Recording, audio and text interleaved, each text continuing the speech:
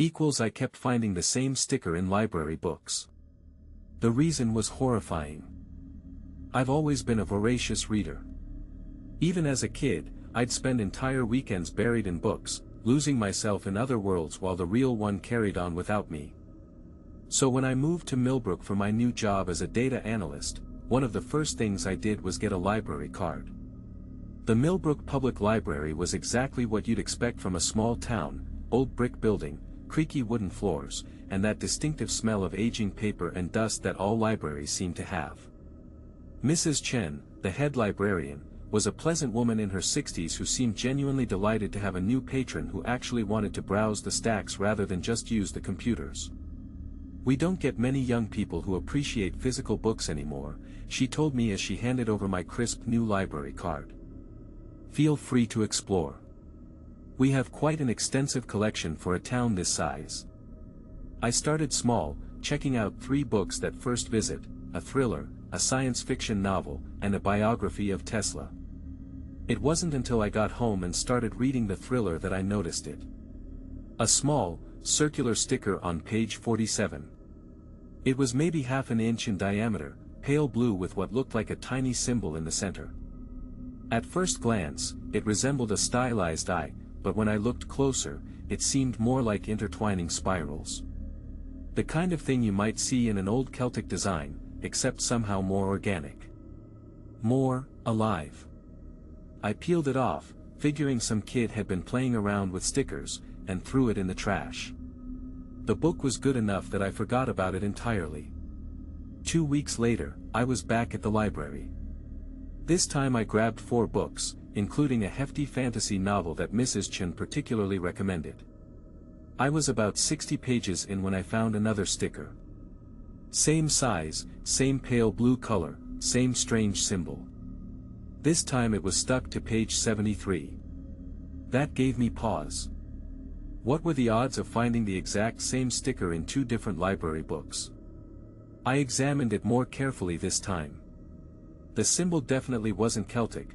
The spirals moved in a way that seemed to follow some pattern I couldn't quite grasp, like a mathematical sequence made visual.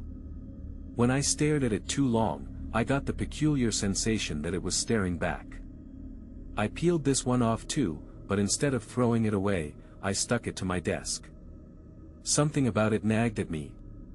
By my 4th trip to the library, I was unconsciously looking for the stickers. And I found them.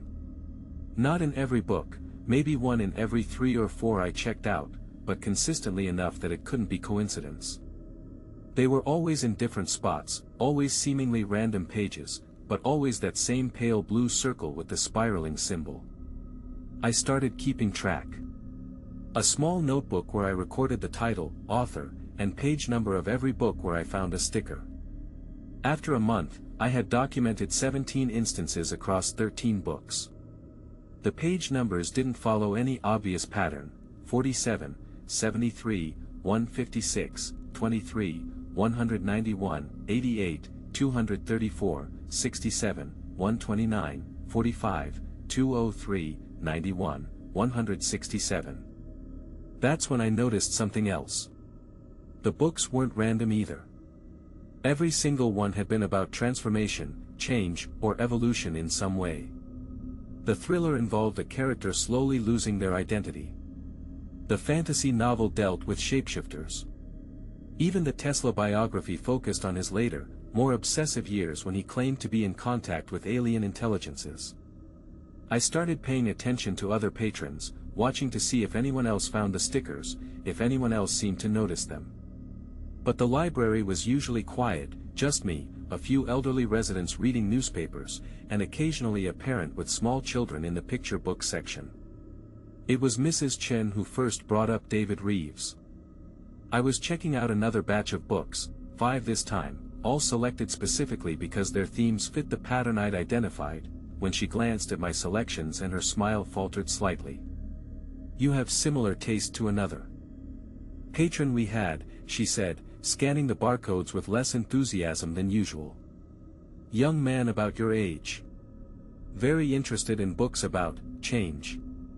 Something in her tone made me look up from digging for my wallet. "Had?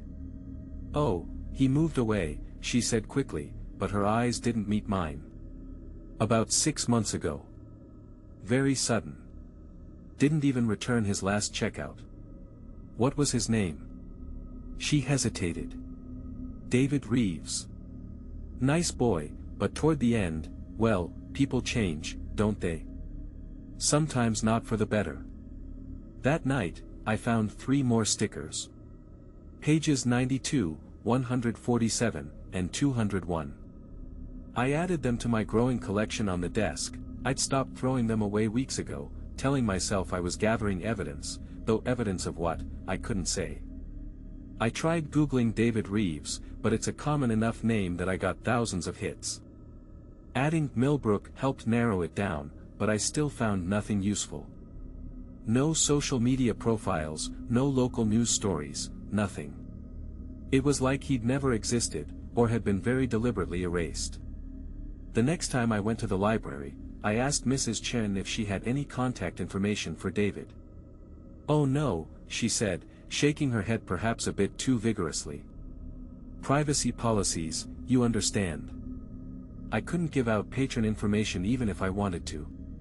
But then she leaned closer, and her voice dropped to barely above a whisper. "Though I will say, if you're thinking of reaching out to him, perhaps you shouldn't. Some paths are better left unwandered." I spent the rest of that afternoon in the stacks, not looking for books but looking for clues.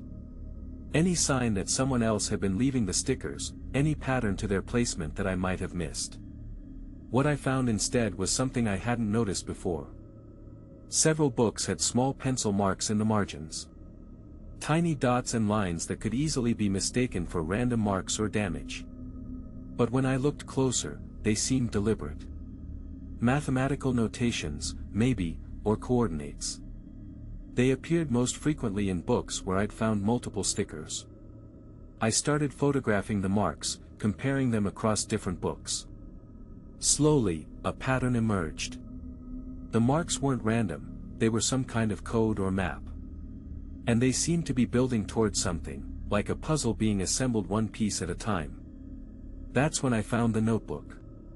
It was wedged behind a row of books in the astronomy section, thin and black and nearly invisible in the shadows. When I pulled it out, my hands were trembling slightly, though I couldn't say why. The cover was unmarked, but when I opened it, the first page contained a name written in careful block letters, David Reeves. My mouth went dry. I glanced around the library, suddenly feeling like I was being watched, but there was only Mrs. Chen at the circulation desk and an elderly man reading a gardening magazine. I flipped through the notebook quickly. Page after page of the same information I'd been collecting, book titles, page numbers, sketches of the stickers. But David's records went back much further than mine. Months further. And toward the end, the handwriting became increasingly erratic, the observations more frantic. One entry, dated about a week before he supposedly moved away, stood out. They're not just stickers. They're markers. Points on a map. And I think I've finally figured out what they're mapping. The next page was filled with sketches of the symbol, but drawn over and over again until they seemed to move on the page, spiraling inward toward some central point that hurt to look at directly. The final entry was a single line, "The pattern is complete." I understand now.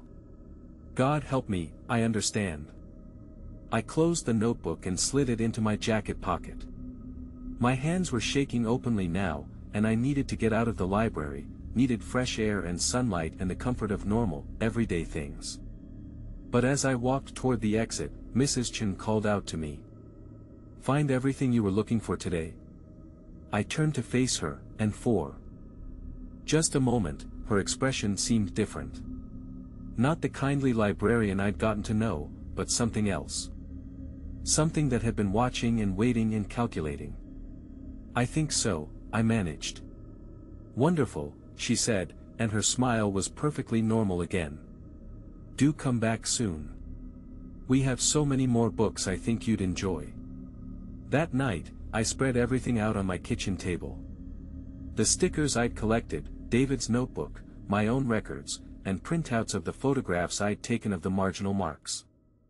For hours, I tried to make sense of it all, to see the pattern that David claimed to have found. And slowly, horribly, it began to come together. The stickers weren't random. They were coordinates, but not in any conventional sense. The page numbers, when arranged according to the sequence hidden in the marginal marks, formed a kind of mathematical progression. A spiral, just like the symbol on the stickers themselves. But a spiral leading where? I pulled up mapping software on my laptop and started plotting coordinates based on the progression. At first, nothing made sense. Then I realized I was thinking too literally. The coordinates weren't geographical, they were bibliographical. Dewey Decimal numbers, arranged in a sequence that spiraled through the library's collection. Following David's notes, I traced the path through different sections: science, history, literature, philosophy, occult studies. The spiral grew tighter with each iteration, converging on a specific location within the library itself. Section 133.9. Parapsychology and Occultism. I checked the clock. Nearly midnight. The library had been closed for hours, and wouldn't open again until 9 a.m. But I knew I wouldn't sleep, wouldn't be able to think about anything else until I followed the spiral to its conclusion. The next morning, I was waiting outside the library when Mrs. Chen arrived to open up.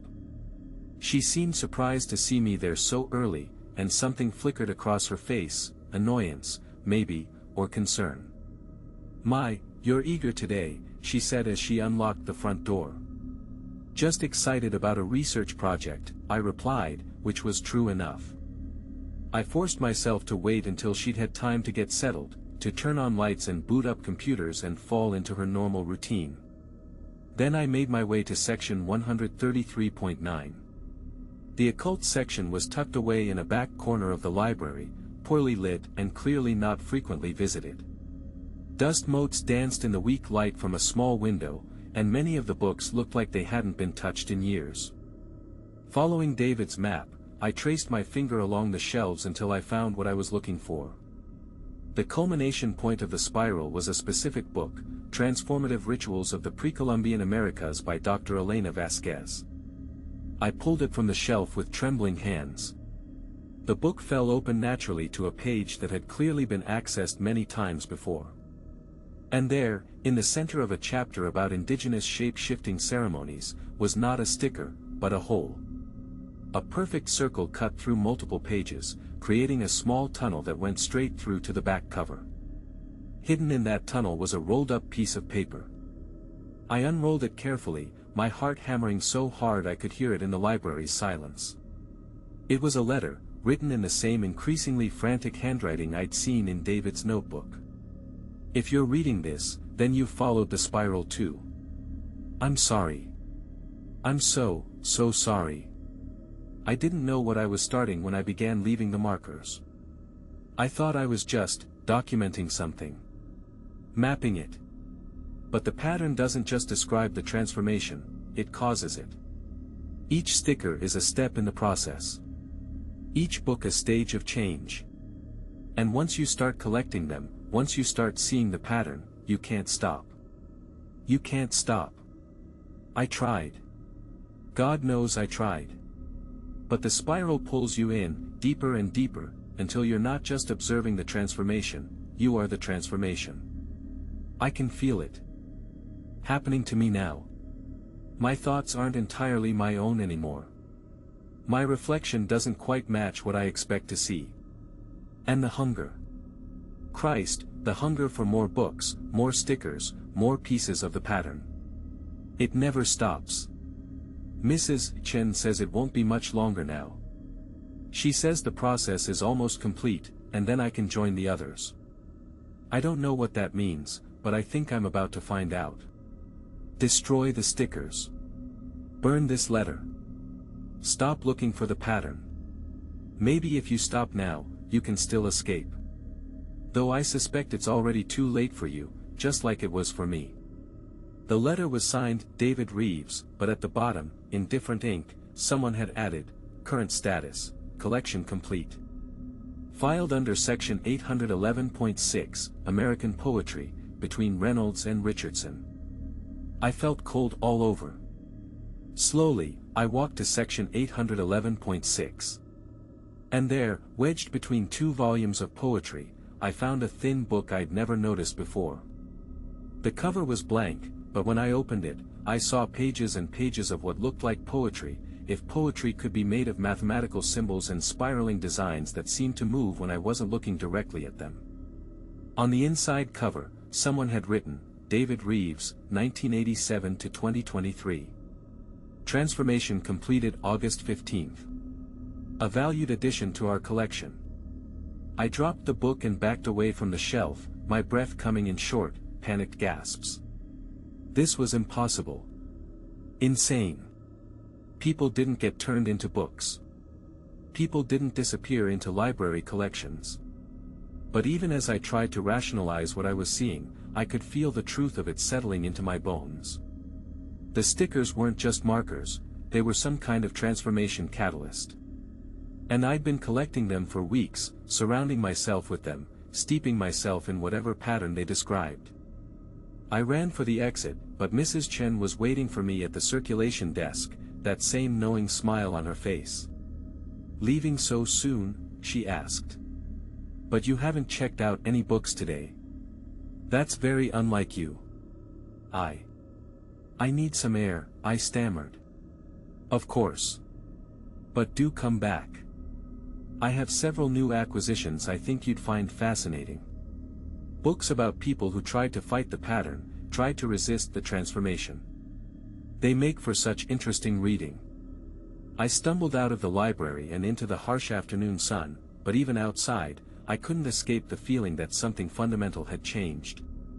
The world looked the same, but wrong somehow. Like I was seeing it through someone else's eyes. That was 3 days ago. I've tried to stay away from the library, tried to burn the stickers I'd collected, tried to convince myself that David's letter was just the ravings of someone who'd had a psychological break. But I can feel the spiral pulling at me, drawing me back. The hunger David wrote about, I understand it now. It's not just a desire to read, but a need to complete something. To find the final pieces of the pattern. And I know, with horrible certainty, that I'm going to go back. Maybe not today, maybe not tomorrow, but soon. The spiral demands completion, and I've already gone too far to stop. I'm writing this down as a warning, just like David did. If you're reading this, if you found your own collection of pale blue stickers, if you've started to see the pattern, stop. Stop now, while you still can. Though I suspect, just like David suspected, that it's already too late. The books are calling, and I can hear my name echoing in the spaces between the words. Soon, I think I'll have my own section in the collection. I wonder what they'll file me under.